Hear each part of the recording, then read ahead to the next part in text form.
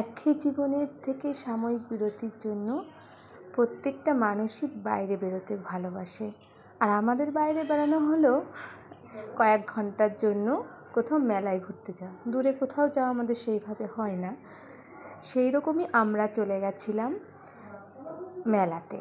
এটা হলো যুগল কিশোর মন্দির। মন্দিরের পরিবেশটা এত সুন্দর, সেখানে গান বাজছে, ঠাকুরের মূর্তি দর্শন করে মনে আলাদাই প্রশান্তি জাগে।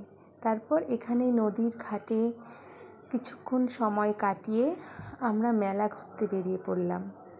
পাশে পুজো হচ্ছিল, গঙ্গা পুজো হয়তো, সেখানেই একটু ঘুরে তারপর মেলায় সমস্ত কিছু পরিদর্শন করে সেখানে নানান রকমের নাগরদোলা ছিল, সেইগুলোই আমরা একটু দাঁড়িয়ে দেখছিলাম, কিন্তু ওঠার সাহস হয়ে ওঠে না।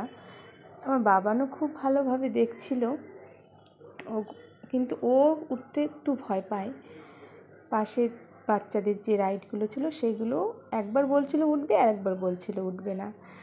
সব শেষে আমরা সব কিছু পরিদর্শন করে আবার মেলার মধ্যে ঢুকলাম। কিছু কেনাকাটা করা হলো, সেইগুলো আর ভিডিও করে দেখানো সম্ভব হয়নি।